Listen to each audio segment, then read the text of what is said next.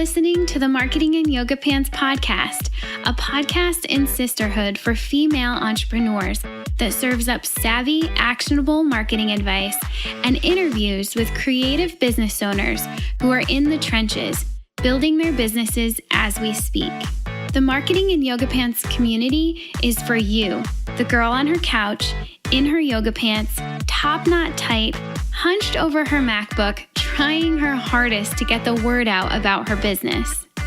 So in the name of supporting each other while supporting ourselves, bringing community, sound marketing advice, coffee, chocolate, and wine together for you, yoga pants wearing business owner, in a world where followers mean nothing, but paying customers mean the world, join us on this week's podcast episode and in our private Facebook group where you'll meet your soul sisters and build your business in yoga pants.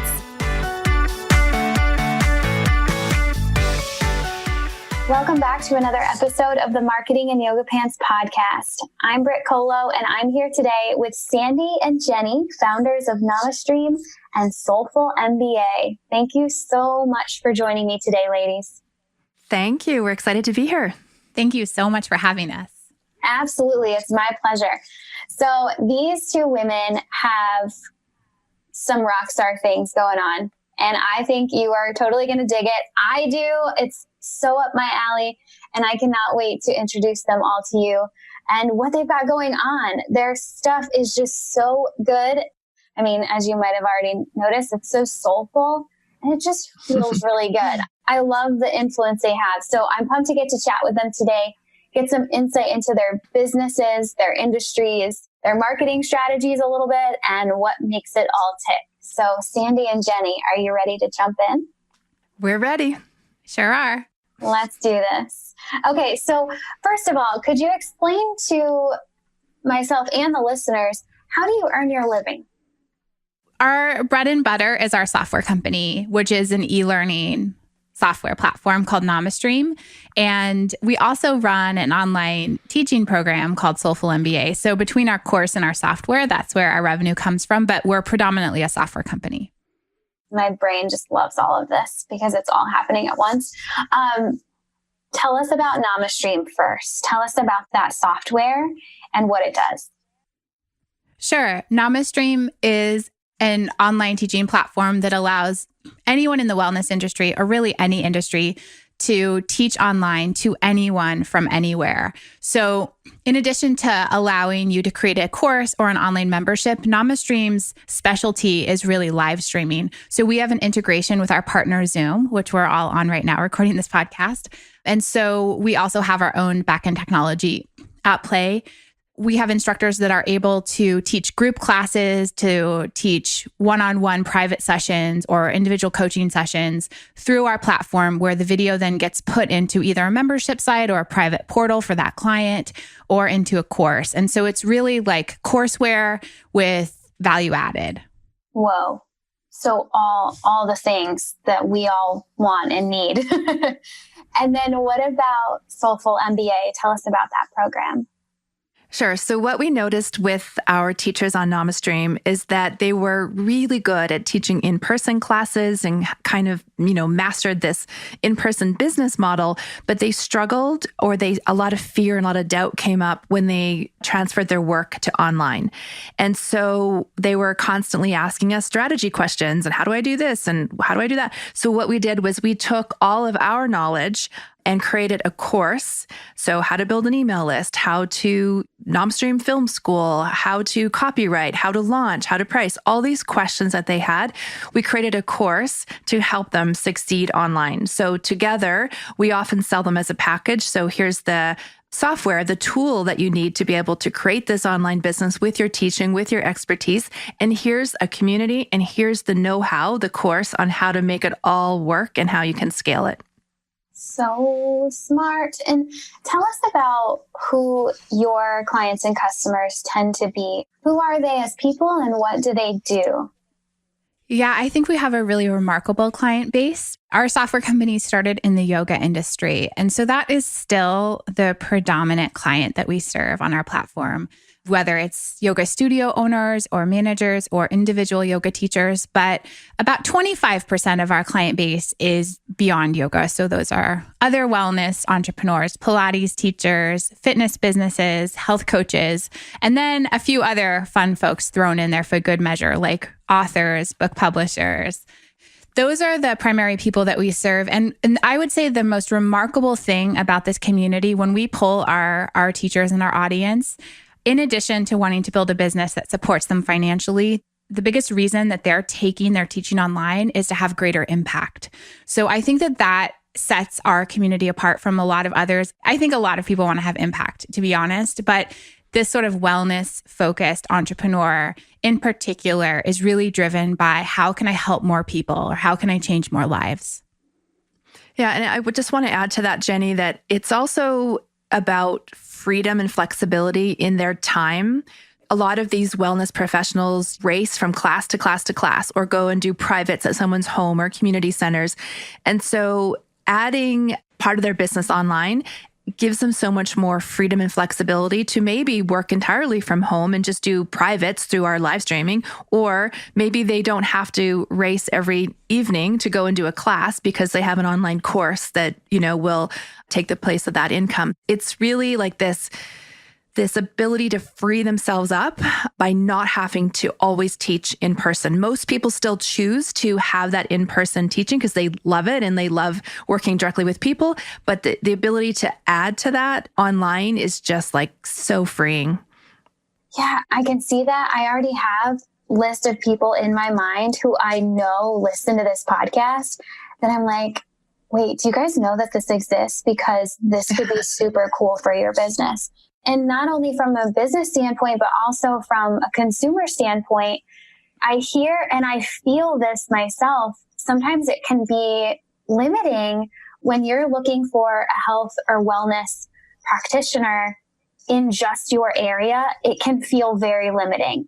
You just can't seem to find the right person for you. And when it becomes more virtual and you can be served by someone who isn't in your local area, just the world opens up. It's just, you can get the care that you really need sometimes as a consumer, or as a patient client. And so, wow, the impact here feels massive. Is enormous. Yeah, I think that's a really good point because when you're talking about wellness, it's not just selling a widget. It's not just a transaction. There is a relationship that happens. And so if you're going to find a new massage therapist, not many of us just randomly choose one, Google it and find one that's close. It's usually by word of mouth. So when you are working so closely and so personally, you want to go to the yoga person that your best friend is in love with, right? The word of mouth and wellness is so enormous. But if you've just moved away or they moved away, or they met them at a retreat or something, there's no ability to until now. So I think you're absolutely right that it opens up just a world, like the whole world is available to you as far as practitioners go now because they can all use Namastream. Yes, more of that. That's awesome. Okay, so I would love to understand both of your stories. How did you come to do this with your life? And how did you come to do this together? What's the story here?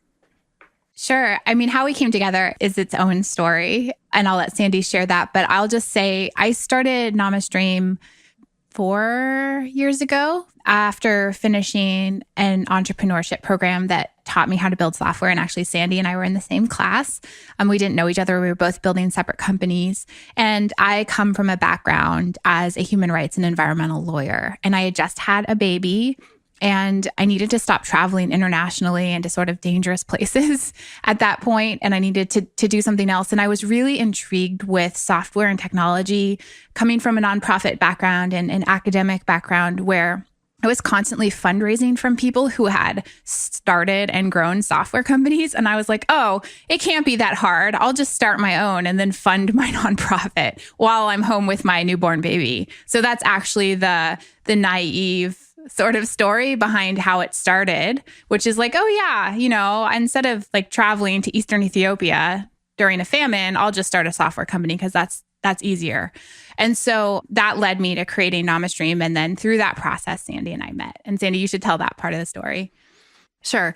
So I had almost a 20-year career as a certified Pedorithist. So that means I saw people with lower limb injuries. I made custom orthotics, did footwear modifications, had an enormous footwear retail operation. For almost 13 years, I had my own business here in Calgary and had 2 brick and mortar locations. And I just literally burnt out. I just couldn't care about the clients anymore. I just didn't want to get up and go to work. You know, you've heard this story from so many entrepreneurs before. And I just decided to make a change. And I sold my shares to my partners and I left the retail clinical business. And I very strategically thought, what kind of business do I want? I want to be home with my son. I want to be here when he comes home from school. I want to work from home. And there was a lot of things like, I don't want staff. I don't want inventory. I don't want to have to pay a lease anywhere. And so what checked all those boxes was software. And it seemed completely new. There was a lot of learning. I was really curious about this whole business model with recurring revenue. And it was so exciting. So I found the same program that Jeni was enrolled in. And so we did this program 6 months, didn't know each other, as she said, different countries. In our homes, we were taking the course. And then they had like an in-person live event at the end to celebrate, completing the program. And the whole goal of this program was to create software businesses with paying customers within 6 months. And Jeni did that with Namastream, and I did it with another company called Connectable.biz, which is the one that I started with this program. So we were both female, obviously, and we had both succeeded with this course. And there were not many people that had created software with paying customers in 6 months. And there was only 3 females that did it. And we were 2 of them.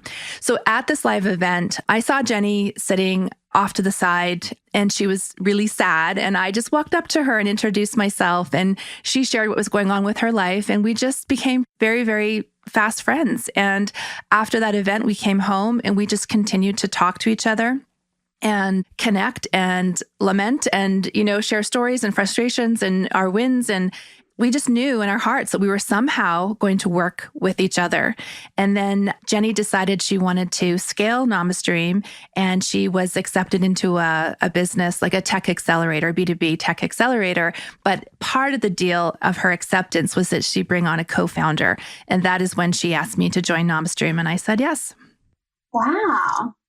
That is a long story. No, I thought you did a great job at keeping it concise, even if it was long. I love long stories. I wonder from you, Jeni, being that you had the first conceptualization of this, what made you go toward wellness?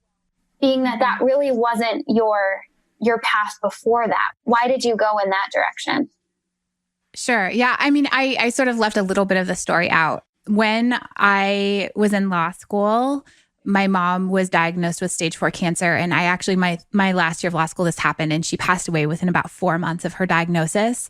And yoga honestly got me through it. It was a really rough time. If anyone's listening who went through law school knows, and then plus losing a mom, I really kind of found my saving grace in my sort of physical yoga practice. As soon as I graduated from law school, I enrolled in a nighttime teacher training program just to deepen my own practice. And I actually wanted to do volunteer work, sort of teaching yoga to family members who are going through grief and loss. So that was sort of just a side thing for me. Shortly thereafter, too, I got pregnant and I had my daughter. And I realized I was interested in doing some other work for a while. I had never thought I would be a yoga teacher. I didn't go through yoga teacher training for that reason, not to make a living from that. I always knew I would be a lawyer. But once my baby was born and having lost my mom and sort of, I had a bit of a change of heart and I was really interested in the work of wellness. And so I didn't come at it from nowhere. And I also was really fascinated by the business of yoga and the business of wellness. I saw that it was such a fast growing industry. And I also saw that a lot of my friends and classmates from my teacher training program were struggling to pay their bills as yoga teachers and even studio owners. And so I realized that there was something there. There was an opportunity there to sort of disrupt an industry, to me, that wasn't working for a lot of people. Yeah, definitely. My personal background is in fitness and wellness as well. And I've seen those patterns too. The broken business models, the struggle, just something broken in there. And I think that's what lights me up about this virtual ability to get it to different people just through streaming and the way that you've done it. That seems so smart to me after having been in the gym and in the studio and in all of that. It's just, it doesn't always work. It doesn't work for most people, right? And I think that one of the things that technology is problematic in our culture for a lot of reasons too, but one of the things that it can do really well is it can be a tremendous tool of empowerment. And so, part of the reason that Namastream is different, when we were first starting out and when Sandy and I were in our accelerator program in Seattle, going through the fundraising process and meeting with venture capitalists and angel investors, everyone said, well, why don't you cherry pick the very best fitness instructors and yoga teachers and then sell their classes to the general public, because that's a more lucrative, easy path to, financial gain. And to me, I said, well, I really started this company to help these wellness entrepreneurs and these wellness business owners make a living doing what they do so they can continue to provide these diverse array of services. We don't need any more kingmakers. We don't need just a handful of famous people being the only providers of wellness. And I think that's the danger with technology, is that through some of the big platforms where your options are greatly limited by who's been curated to be on those platforms.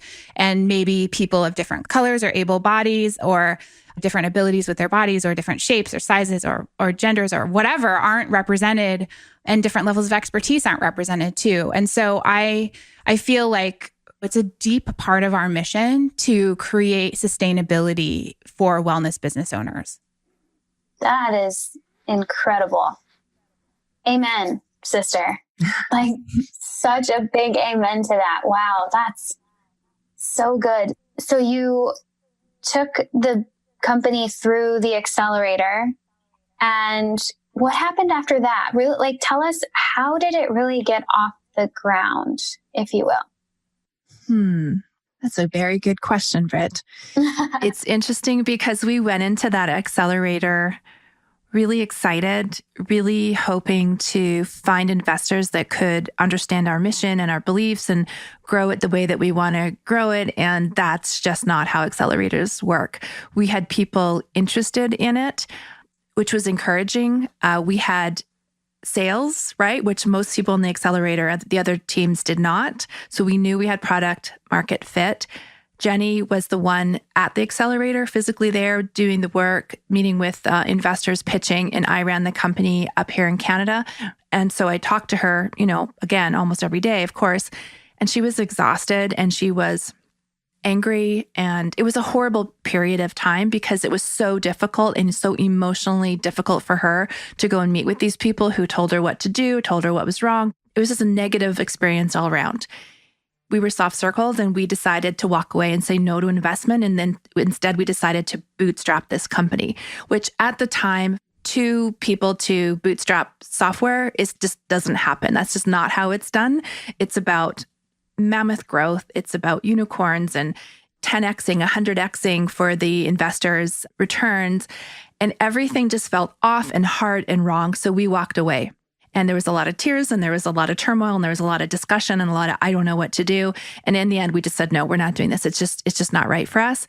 So we decided to bootstrap it. So the way that it got off the ground is we needed to rebuild the software because Jeni had built it off of WordPress. Yeah, it was basically a prototype that we had, thousands of people on a platform that was just really designed to function as a prototype. So that was part of the reason we wanted to seek investment in the first place, was because we had such technical debt that we needed to overcome. And we felt like, wow, we need a CTO and we need 10 engineers working every day. And how are we going to do this on our own? Yeah. So we decided to basically crowdsource it. So we went to our existing email list and our existing teachers and said, we're going to do this. It's going to have courses and it's going to have memberships and it's going to have live streaming, all these wonderful improvements. And we're going to build it. So we basically ran a series of webinars and taught people how to use this platform and got everyone really hyped and excited about the new version, V2, that was coming. And we pre-sold it and we raised the money that we needed to rebuild the platform from our existing customers and obviously new customers. So we had the money and we rebuilt it and we relaunched it. And from there, the model is just we grow as fast as we can based on the money that comes into our bank account every month. We do not have investors behind us. We do not have millions of dollars, coming our way at all. We are very slow. We are very controlled. We are very intentional. We are very lean, and we are growing this in our own way, focusing on our clients so that they can build these businesses out in all over the world. And as Jeni said, not focusing on the big famous ones, but the small independent ones who are doing just as important work. So that's how we got off the ground, is because of our customers and our teachers and believing in us and what we can do. You know what you just did for so many of us, myself included? You just gave us permission to grow in the way that we know we need to grow. Because we know it in there, right? If we get quiet enough and if we take the time to connect to that inner voice, we know how we're supposed to grow. And you just gave us permission to trust that. So thank you. Mm-hmm. Well, if you just scroll down Facebook or look in your inbox, you are going to be bombarded with messages of like, make $100,000 in 1 month, or, $10,000 a day. Like, all this nonsense and noise is out there about these online businesses making so much money. And I just think that that's not true for most of us. Maybe we don't even want that. Like, that's not our goal or our purpose, and that's just fine. So there is a lot of value and importance with slow growth. Mm-hmm. And I will say, we projected figures of growth, like 10x growth or even 20x growth when we were working with our investor team. And to me, that was still working really hard and growing really fast in a way that we would still have the resources to pay attention to our existing users and teachers and clients on the platform. But we were being asked to talk about 100x growth year over year, or 1000x growth, because that's what's normalized in the startup world. And when I would pose this question back to investors, I would say, okay, that's fine, but how do I run a company that's responsive to the needs of my existing users while I'm so focused on acquiring so many more, right? Where all of our resources have to go to that. And they said, well, your job now is not to focus on your existing customers. In fact, you should be focused solely on a land grab. Try to get as many users onto the platform as possible. And if needed, run advertisements to them to monetize. And to me, that just goes against everything sort of morally, ethically I believed in when starting this company. And I think some things have changed. There's a movement in the tech and startup world now called the Zebra movement, which we're a part of, which is talking about starting companies in a different way that have values other than fast growth, because I think that those pitfalls that come along with that are actually dangerous to society for a lot of reasons. And so I just would say you absolutely do have permission to intuitively listen to what's in your heart. When we were going through this, I had a 3-year-old. And, there'd be like a preschool closure day or a daycare closure day, and I'd have to take her with me in the snow to pitch to investors. And this is like the kind of thing you can't do. Raising money as a woman is its own can of worms. I know that's not what this podcast is about, but being a female founder comes with a lot of challenges that are near impossible to go through without, like, to me, significant emotional turmoil. And I'll just leave it at that. Yeah, it's a no joke situation, and you're doing it. You both are making it happen, and you're giving us the strength and the support and the permission to do it ourselves too. So a woman to 2 women and a whole bunch of other women listening, keep going. Hell yeah. We love you. Like, we're all in this together, which is super cool. And I'm glad that you bring it to that, because it's true. It's not a cakewalk at all. There are so many roadblocks. And the fact that we can showcase these stories of those of us in the trenches doing it anyway and creating incredible companies that truly the world needs. Oh, man. Again, it's such a gift. So it's crazy world and crazy startup industry. And I like that you are doing it in the way that you are meant to do it. I like that a lot. So I'm wondering, now that you're here and you're continuing to bootstrap and grow at the rate that you're able to grow based on people coming in and people staying, take us into your strategy that seems extremely customer focused as opposed to new customer focused, right? Retention, taking care of the people that are already there. Take us into your strategy and how you are choosing to grow it. I'm expecting or assuming that it's a little different than just trying to go out and find new people. Yeah, I think that's true. What we made a decision about is really deciding what we automate and what we don't automate. And one of the things we chose not to automate is we're not going to use a bot, for example. So if you come to our website and have a question, it's myself or Jeni or one of our team answering you. So we try to show up and be present for our clients as much as we can. And there'll be a point where we'll need to change that. And I think we're kind of approaching that now. But right now, at the stage that we are the ones talking to people, listening to them, hearing their questions, creating whatever we need to, like in our existing customers, if there's a question that keeps coming up, we'll write a new document for it and make sure that it's clear or, create a video or whatever.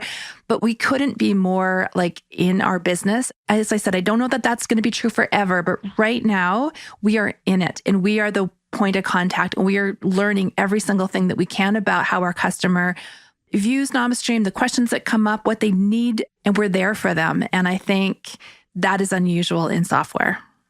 Yeah, I mean, I totally agree. And I would say we do also focus on finding new people, but we try to do that in ways, I think, that also accentuate our relationship with our existing teachers. So we really value word of mouth referrals. We have a referral program for our Soulful MBA community members, for example.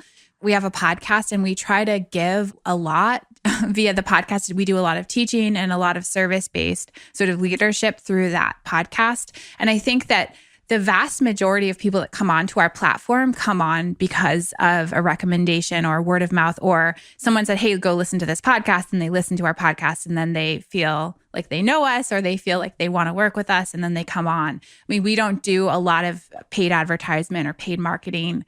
We don't have some of the typical channels that other software companies have open. And that's been intentional. And it's not to say that we never do those things, but we prioritize networking and referrals and word of mouth because we find that the customers that come to us through those channels are much more likely to stay with us, to want to be part of what we're growing together in collaboration with us. Yeah, I think it's really led by values, right, Jeni? Like, we're not saying to all the fitness trainers out there, come to Namastream and make a ton of money, do this, and you'll make this much money. It's values that we are leading with, that we are talking about. We are making the decisions for our company based on our values. And I think that the teachers, the potential teachers see that and are attracted to the way that we are running our business. They are making a decision to support us and not somebody else, right? So they're really thinking about where their dollars, where they want to spend their money, what kind of people do they want to support, what kind of business owners do they want to support, and they're choosing us. And that is not lost on us. But I think it's because of the way that we lead this company. Yes, definitely, for sure. And in my experience, I use a software called Podia to host my digital downloads and my courses. As you're explaining this, I can hear similarities, especially in how you've chosen to continue to be in the business. And so you can have those real life conversations with your customers. I know from my point of view, Podia does that for me. And I know that I'm speaking to an actual human. And if they don't happen to be at their computer at that moment, I get a little notification that, hey, we're going to be back in X amount of minutes. And that, to me, I would rather that than a bot. And I know that company I just feel more loyal to, and I'm more apt to just hop in the chat box and say, hey, you guys are doing a really great job. Thank you so much for adding this feature. Whereas other softwares, I wouldn't do that because why would I do it? It's just going to some random box that doesn't care. But I know there are actual humans back there. And then when something isn't working or I have an idea of maybe something become better, I'm more apt to reach out with that as well. And I think we're all better for that. So from my point of view, having never used Namastream, but recognizing the beauty and how you're choosing to run this as a consumer, I'm like, yes, human, like I'm a human and you're a human and it feels really good to be humans together. Yeah, that's right. That's exactly right. I mean, and I think that that's the direction that technology needs to go versus the, more automation route, or the idea that, more and more things are going to be artificially intelligence driven. I think that for us, we're trying to install humanity into what we're doing, and we're reasonable people. I think we've built a tool that makes doing something really easy for people in a certain field or profession, but they still have to do the work too. And I think that's why we don't make all those promises, as Sandy said, because we have people who are extremely successful on our platform, but it's because of the work that they're doing in the world. We're just a tool operating in the background, and our job is to support them in getting their work out into the world the best way that we possibly can. Right. Exactly. So I'm curious now, as we're closing up on a year and whatever that brings, I'm curious, what are you looking forward to in 2019 as a team or individuals for Namastream and Soulful MBA? Yeah, I mean, I think we have a few things. We're looking to grow our team right now, so I think that's exciting. We're, I think, bringing somebody on for the first time to really get to know the software better and to be able to provide the kind of technical support that only Sandy and I thus far have been able to provide, just because it's a complicated thing to know a software product inside and out and to be able to serve as sort of the face of the company to the customers. So that's exciting. That new hire is on the horizon. We're also looking to grow. I mean, I think we're at a stage in our business where growth is heavily on our minds. We've definitely been growing this whole time, but we've been, I think, internally holding ourselves back from some degree of growth, just because more people on the platform equates to more work. And so it's a fine balance for us to figure out, like, what is the right pace. There are periods where we've grown too fast and then we pull back because we want to make sure that we're providing the right kind of customer service experience to people that we want to provide, right? And so I think we're at a stage now where we sort of like know what we need to do in order to still be able to grow and provide the service that we're known for. And so I think that's really exciting. We have a bunch of plans in place for that with respect to the software. And then on the course side, I think it's a course and community. And so I think we're really heading into a place with our client base where we kind of know where we're needed and we know what to give to them in order to help them get off the ground with this kind of an online business. So we're doing a lot of hot seats and Q&As, and I think that that's been really powerful. So we're going to continue to grow that part of what we do with those clients.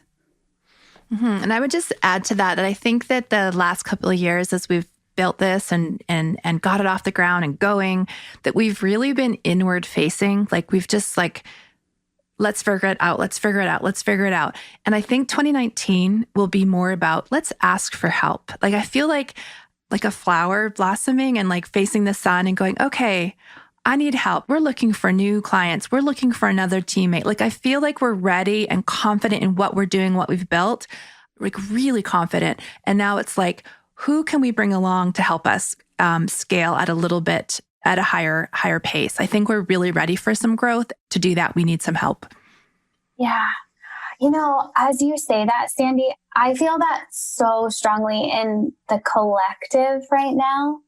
The connecting with the help and the collaboration with others and growth being baked into those connections and collaborations. So when you said that, like, I just kind of got chills and I relaxed a little bit at the same time. I'm like, yeah, I feel that too.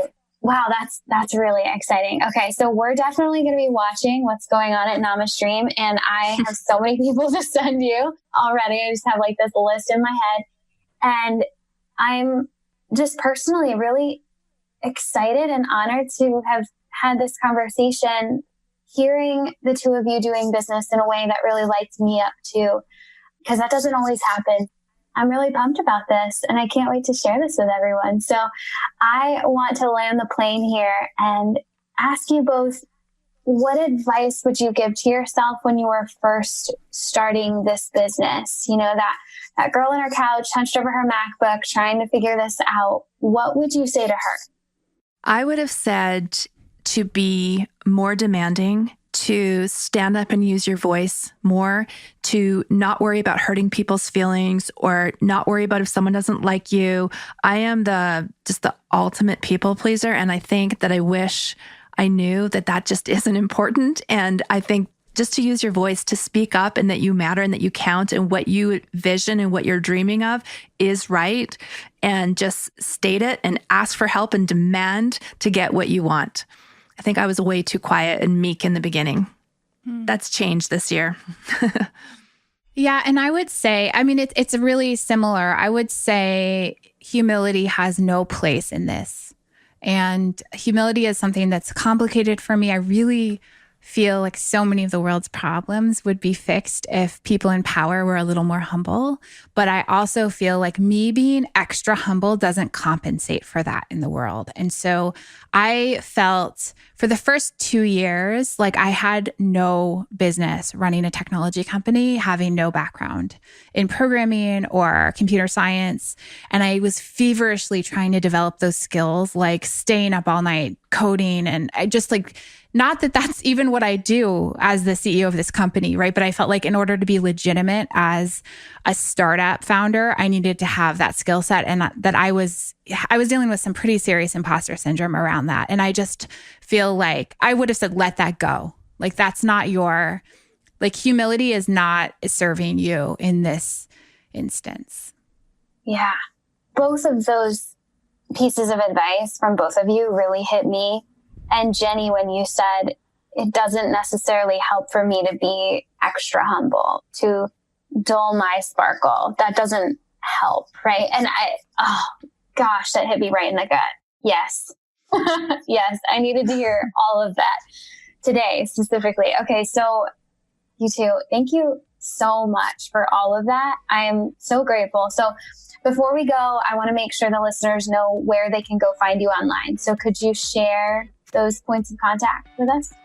Yeah, our main hub is soulful.mba, and that's sort of where you can learn more about us, our podcast, our course, our software. And then the site for the software for Namastream is just namastream.com. Perfect. So easy. We'll link to all of that.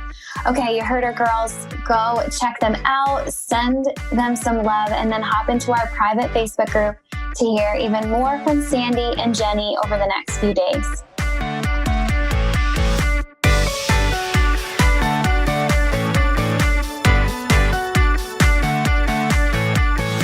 Thanks for joining us on this episode of the Marketing and Yoga Pants podcast. Keep the conversation going by visiting marketingandyogapants.com/Facebook, where you'll get to join that private Facebook group I've been talking so much about. There, you'll get to chat with our podcast guests. Yeah, they're in there too. And all of the other brilliant creative business owners. We're connecting, we're meeting our soul sisters, and we're building our businesses, all while in yoga pants. So come hang out with us. Again, visit marketingandyogapants.com/Facebook to get in. And one more thing. If you dig this podcast, would you be awesome and share it with someone? This entire Marketing and Yoga Pants movement is nothing without its community. So please share. And if you're really feeling the love right now, jump into iTunes. You're probably already there if you're listening to this right now. And leave us a rating and review. The more of those we rack up, the more the podcast will be found by ladies like you, and the stronger this community becomes. This episode was edited and produced by the Podcast Engineers. They're pretty great, so go find them at podcastengineers.com. This episode was also brought to you by my online marketing agency, Jam Marketing Group, and you can find us at jammarketinggroup.co. That's all for now. Thanks for listening, and I'll catch you back here next week on the Marketing and Yoga Pants podcast. Love ya. Bye.